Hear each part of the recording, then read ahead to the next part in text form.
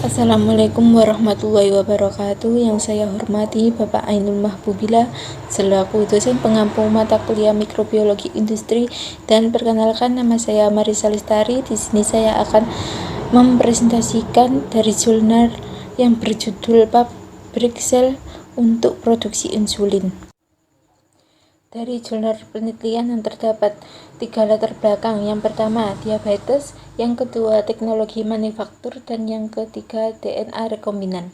Dari latar belakang tersebut dapat dijelaskan bahwa jumlah pasien diabetes di seluruh dunia akan meningkat menjadi 300 juta pada tahun 2025.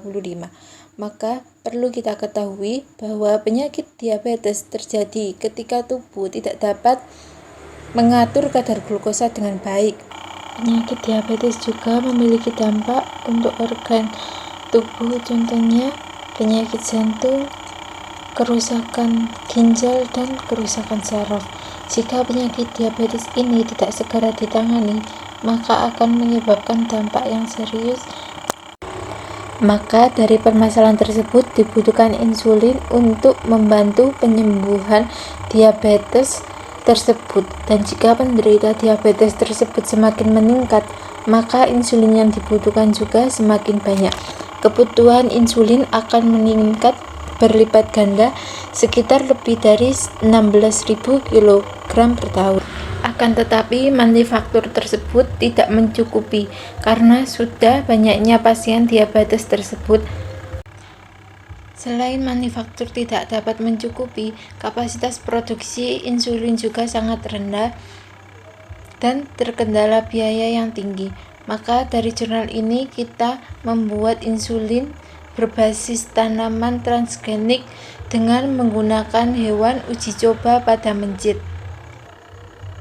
Dengan berbasis tanaman transgenik dapat menghemat biaya dan efisiensi. Dalam penelitian ini, insulin berbasis tanaman menggunakan E. coli dan ragi lalu akan diaplikasikan ke tanaman transgenik. Selanjutnya, di sini juga terdapat struktur dan fungsi insulin. Insulin merupakan hormon yang diproduksi oleh pankreas. Insulin tersebut berperan penting dalam mengatur kandungan gula darah dalam tubuh. Lalu 51 asam amino dan berat molekulnya 5808 Da kemudian diproduksi oleh sel beta pankreas.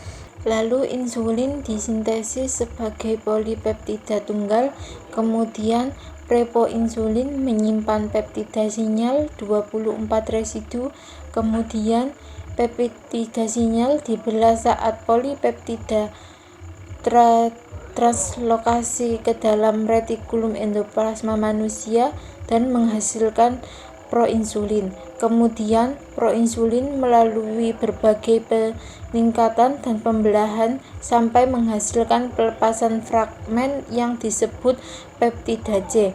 Kemudian insulin matang terdiri dari rantai A 21 asam amino dan rantai B 30 asam amino. Kedua polipeptida dihubungkan oleh 2 ikatan disulfida dan rantai A memiliki ikatan disulfida trankain. Fungsi insulin untuk mengatur kadar glukosa darah dengan cara memfasilitasi masuknya glukosa ke dalam sel, kemudian meningkatkan penyimpanan glukosa dalam bentuk glikogen dan mempengaruhi metabolisme lemak dan protein. Kemudian di sini juga terdapat sistem ekspresi E. coli untuk produksi insulin. Yang pertama, E. coli merupakan mikroorganisme yang paling sering digunakan untuk produksi protein rekombinan dalam skala besar. Namun sistem ini memiliki beberapa keterbatasan seperti ketidakmampuan melakukan modifikasi secara transi penting seperti glikolisis, fosforisasi, pembentukan ikatan sulfida, dan pemrosesan proteolik yang sangat diperlukan untuk aktivitas biologis protein tertentu. Kemudian jalur glikolisis N yang aktif secara fungsional dari Campylobacter jejuni telah berhasil ditransfer ke E. coli. Pendekatan ini memungkinkan ekspresi protein terholog yang bentuk glikolisis pada E. coli. Penelitian ini menunjukkan bahwa ekspresi enzim oligosaccharide transferase dari C. jejuni dan E. coli mampu meningkatkan hasil glikopeptida secara signifikan. Kemudian strain E. coli yang dimodifikasi untuk kekurangan protase seperti BL21DE3 juga membantu meningkatkan hasil protein rekombinan dengan mengurangi degradasi proteolik. Namun masalah lain yang dihadapi adalah rendahnya efisiensi ekspresi akibat perbedaan penggunaan kodon antara protein heterolog dan E. coli. Untuk mengatasi kodon yang jarang ditemukan diganti dengan kodon mayor yang lebih umum atau gen-gen pengkode tRNA untuk kodon langka seperti pada strain BL21DE3 kodon plus RIL atau roasted. Ditambahkan, pendekatan ini meningkatkan efisiensi translasi dan hasil protein rekombinan.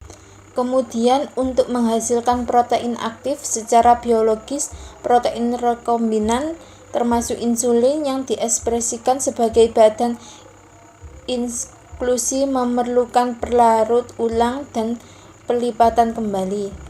Selain itu, periplasma E. coli sering digunakan sebagai tempat sekresi protein karena menyediakan lingkungan pengoksidasi yang mendukung pembentukan ikatan sulfida dan pelipatan protein yang tepat. Namun, terdapat berbagai analog insulin seperti insulin lispor, glulisin, dan graginin juga telah berhasil diproduksi menggunakan E. coli. Modifikasi genetik pada analog insulin ini dirancang untuk meningkatkan durasi kerja atau mempercepat onset aksi insulin, memberi solusi bagi kebutuhan terapeutik pasien diabetes. Insulin rekombinan ini pertama kali diproduksi menggunakan E. coli pada tahun 1978 oleh Genentech. Pendekatan awal melibatkan ekspresi rantai insulin A dan B secara terpisah yang kemudian disatukan melalui pembentukan ikatan sulfida untuk menghasilkan insulin aktif. Metode yang lebih efisien kemudian dikembangkan dengan mengekspresikan cDNA tunggal yang mengkode proinsulin diikuti dengan pemrosesan proteolik untuk menghilangkan peptida C. Teknologi ini telah digunakan secara luas sejak 1986 dan memungkinkan produksi insulin dalam skala besar dengan biaya yang lebih ringan dibandingkan dengan metode tradisional. Kemudian di sini terdapat sistem ekspresi dengan ragi Saccharomyces cerevisiae. Sistem ekspresi ini menggunakan ragi dan Saccharomyces cerevisiae di mana merupakan inang dominan untuk ekspresi protein rekombinan termasuk juga pada insulin karena dipercaya kemampuannya untuk melakukan berbagai modifikasi pada fase translasi seperti pada fase fosforilisasi dan produksi dalam bentuk terlarut dan aktif secara biologis dilakukan karena efisiensi yang tinggi melalui sekresi oleh media kultur. Kemudian di sini juga terdapat sistem ekspresi tanaman transgenik pada daun tembakau dan daun selada. Pada sistem tanaman ekspresi transgenik merupakan pada daun tembakau dan selada di mana tanaman transgenik digunakan sebagai produksi insulin. Transgenik ini digunakan sebagai protein rekombinan yang hemat biaya dan efisien sehingga insulin tersebut diaplikasikan di dalam kloroplast atau olipides. Dalam pendekatan ini, tanaman transgenik dibuat secara genetik di mana kloroplast, tembakau, dan selada ditransformasikan dengan proinsulin, namun yang terdiri dari rantai A, B, dan C yang digabungkan dengan subunit B toksin kolera.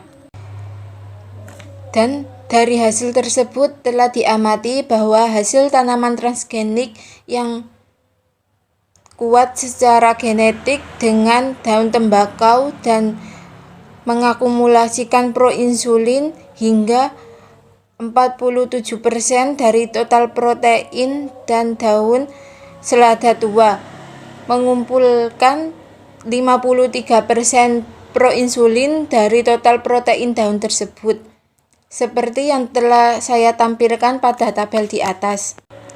Dari hasil tersebut dapat dikatakan bahwa proinsulin dalam daun selada ditemukan sangat stabil karena proinsulin 40% terdeteksi bahwa pada daun yang sudah tua dan kering ditunjukkan pada tabel 3. Kemudian proinsulin dari daun tembakau diekstraksi dengan kemurnian 98% dan dibelah oleh protozofurin untuk melepaskan peptida insulin. Lalu pemberian proinsulin yang belum diproses yang dienkapsulasi dalam sel tanaman atau dengan injeksi ke tikus menunjukkan penurunan kadar glukosa darah yang serupa dengan insulin tersedia secara komersial. Jadi pada penelitian ini bahwa hasil dari rekombinasi dari tanaman transgenik itu diuji cobakan pada tikus yang memiliki kadar glukosa darah. Kemudian saat diinjeksikan dengan insulin yang sudah dibuat tersebut mengalami penurunan secara serupa yang tersedia pada insulin secara komersial. Berdasarkan hasil panen miligram proinsulin per gram daun, diperkirakan bahwa 1 hektar perkebunan tembakau dapat menghasilkan hingga 20 juta dosis harian insulin per tahun. Selain itu, cara ini juga memiliki cara yang tepat dan biaya yang relatif murah, efisien untuk dilakukan. Di sini dijelaskan juga bahwa C-peptida yang terkandung di insulin secara komersial saat ini dan analog E. coli akan memberikan keuntungan besar dalam jangka panjang untuk komplikasi diabetes seperti stimulasi sistem saraf dan ginjal. Pada tingkatan ekskresi yang sangat tinggi dan proinsulin yang aktif sekitar biologis yang ada pada daun tembakau dan selada tua, serta stabilitas jangka panjang pada daun kering menawarkan teknologi biaya yang rendah yang dapat diandalkan baik untuk proinsulin melalui suntikan maupun oral. Dari hasil tersebut dapat disimpulkan bahwa dalam 20 tahun ke depan WHO memperkirakan bahwa penjualan insulin akan tumbuh dari 12 miliar menjadi 54 miliar secara global. Lalu perubahan pola makan pada gaya hidup juga menyebabkan peningkatan dramatis pada pasien diabetes tipe 1 maupun tipe 2 dalam menggunakan insulin. Maka dari itu, sistem ekspresi berbasis tanaman memiliki potensi yang sangat luar biasa untuk produksi insulin berkapasitas tinggi. Dengan cara ini, juga menghemat biaya. Ekspresi yang sangat tinggi dari proinsulin yang aktif secara biologis pada biji atau daun dengan stabilitas jangka panjang menawarkan bioteknologi berbiaya rendah untuk pemberian proinsulin secara injeksi maupun oral. Selain itu juga, benih transgenik juga dapat berfungsi sebagai gudang tempat penyimpanan insulin rekombinan hingga dibutuhkan. Sekian presentasi dari saya. Apabila ada salah kata, saya mohon maaf yang sebesar-besarnya. Wassalamualaikum warahmatullahi wabarakatuh.